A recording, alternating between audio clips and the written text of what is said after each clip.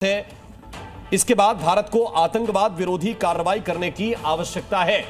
इसी पर बड़ी खबर आपको बता रहे हैं। चीन ने डोभाल से बातचीत की है, विदेश मंत्री ने अजीत डोभाल से बातचीत की है और यह भी भारत ने स्पष्ट किया है कि युद्ध भारत की पसंद नहीं है, यह किसी भी पक्ष के हित में नहीं है। भारत पाकिस्तान युद्ध विराम के लिए प्रतिबद्ध होंगे और जल्द से जल्द क्षेत्रीय शांति और स्थिरता बहाल करने की उम्मीद करेंगे।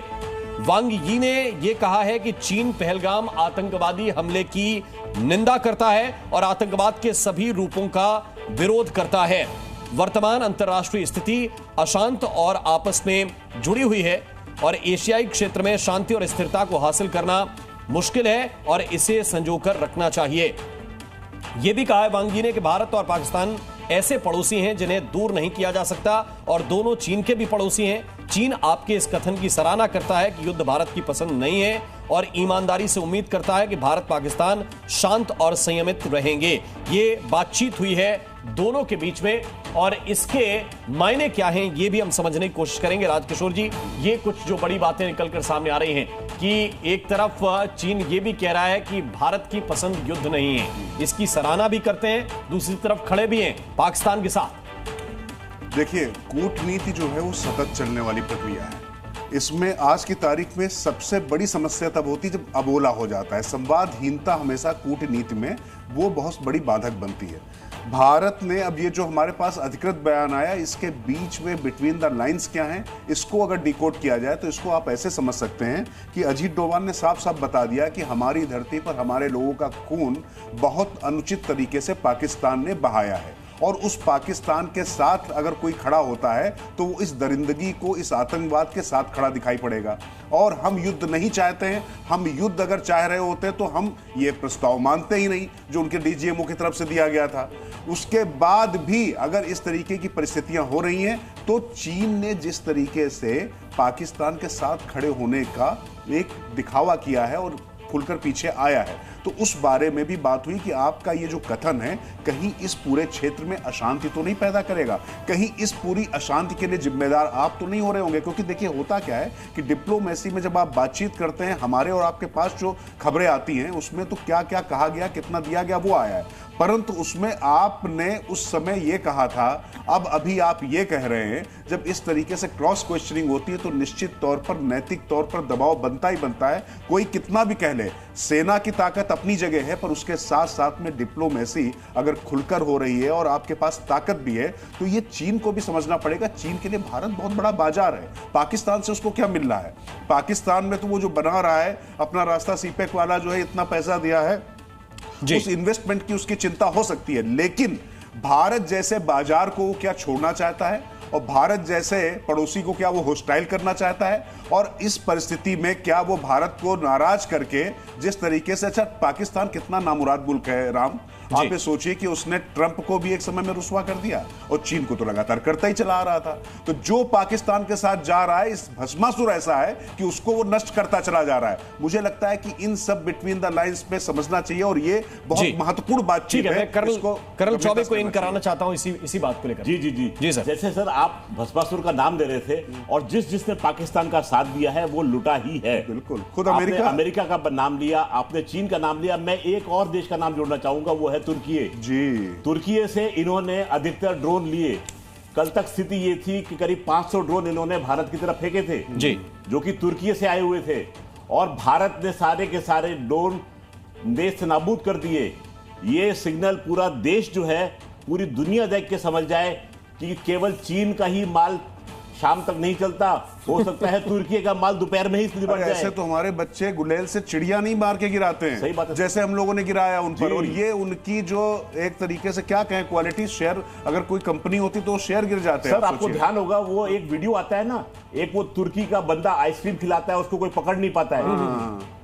आपको ध्यान आया? जी बिल्कुल। हमारे बच्चे आइसक्रीम नहीं पकड़ सकते लेकिन तुर्की का ड्रोन जरूर पकड़ सकते हैं। अब सोचिए नहीं, अब तो वो जो जिस डंडे से आइसक्रीम खिला रहे थे ना, वही पकड़ लिया आपने। कर लो जो करना हो, ये सब दिखाई बहुत अच्छे उदाहरण दिए जा रहे हैं। और ये एक वीडियो अभी देखा मैंने, जिसमें ये था कि दो डंडे हैं और उसके एक जैसे गुलेल होता है, गुलेल की तरीके से रस्सी पड़ी है जी। और उसमें एक डंडा फंसा के पीछे जोर से खींच के मारा जाता जी। है और वो पाकिस्तानी जहाज के ऊपर या किसी पे पड़ता है। तो आप ये सोचिए, इस तरीके की चीजें, ठीक है मीम चल रही हैं, हंसी मजाक हो रहा है या दूसरे देश की बर्बादी दिखाई जाती है, लेकिन मेरा मानना यह है कि चीन के विदेश मंत्री के लिखित बयान के आगे बहुत कुछ है।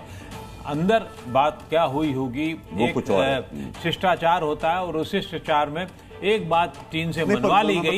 ये जो बयान है ना, ये जो बयान है, ये बयान जो अंदर है वो तो है। हाँ। इस बयान में वो भारत के साथ खड़े हो, भारत का समर्थन करते दिखाई पड़ रहे हैं। इस चीज को भी देखना पड़ेगा बाबू। इसमें सबसे बड़ी बात ये है कि वो बयान में भारत ने चीन से ये कहलवा लिया कि पहलगांव में जो हुआ वो निंदनीय है, जो इसके पहले आज तक नहीं कहा था उसने। तो चीन के बयान को निकलवाना, सामने रखना और फिर दुनिया के सामने लाना, ये भी एक बड़ी बात है। ये बात दूसरी है कि चीन अपनी, क्योंकि चीन ने जो आज समर्थन दिया है वो अमेरिका से हारने के बाद या अमेरिका से हाथों पिटने के बाद उसका ये बयान आया और वो अपनी रणनीति करना चाहता है, चाहे बांग्लादेश के माध्यम से करना चाहता है, चाहे अन्य स्थितियों से करना चाहता है। तो चीन पे भी हमें विश्वास करना इतना आसान नहीं होगा, लेकिन क्योंकि रणनीति में आपको हमेशा एक दूसरे से बातचीत करके कुछ निकलवाना होता है, कुछ बातचीत करनी होती है और विश्व को जताना ज़्यादा बड़ा होता है। ये एक बड़ी जिम्मेदारी है। फ्रंट पे लड़ाई तो हमारे जवान लड़ ही रहे हैं और बहुत बखूबी लड़ रहे हैं, उनको सलाम, उनको बहुत बधाई। लेकिन आपको रणनीतिक रूप से बहुत सारे काम करने पड़ते हैं जो हम लोग कर रहे हैं। तो रणनीतिक जी चौबे जी, अकू सर ने एक बात बोली कि हमें कई आयाम देखने पड़ते हैं। सर, एक छोटा सा आयाम और देखने लायक है और वो है इकोनॉमिक आयाम। चीन जो है भारत का सेकंड लार्जेस्ट ट्रेडिंग पार्टनर है।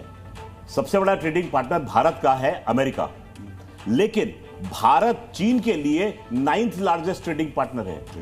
अगर हम ट्रेड इम्बैलेंस की बात देखें तो चीन का बाकी देशों के साथ में तकरीबन $300 बिलियन का ट्रेड इम्बैलेंस है, भारत के साथ में $100 बिलियन का है।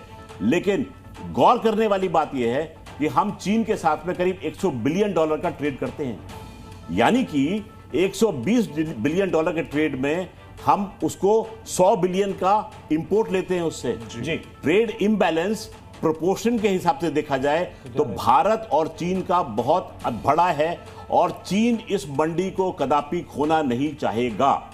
ठीक है, तो बात वो अजीत डोभाल से जरूर करना चाहेंगे, क्योंकि हर सूरत में वो पाकिस्तान के साथ खड़े तो रहना चाहेंगे।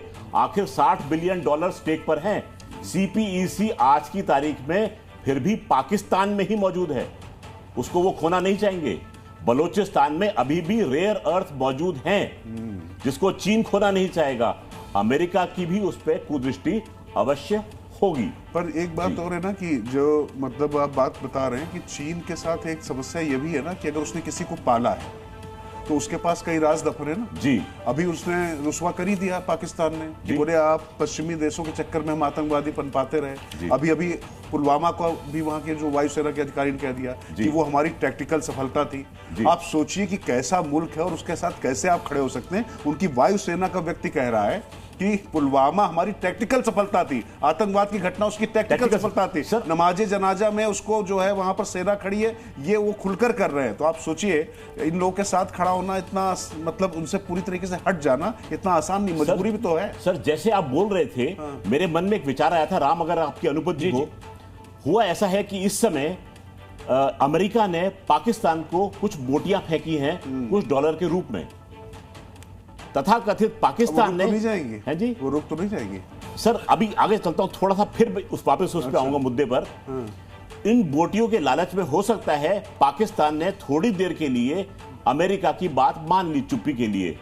इतने में चीन को लगा कहीं ये अमेरिका की झोली में जाके बैठ तो नहीं जाएगा। जी।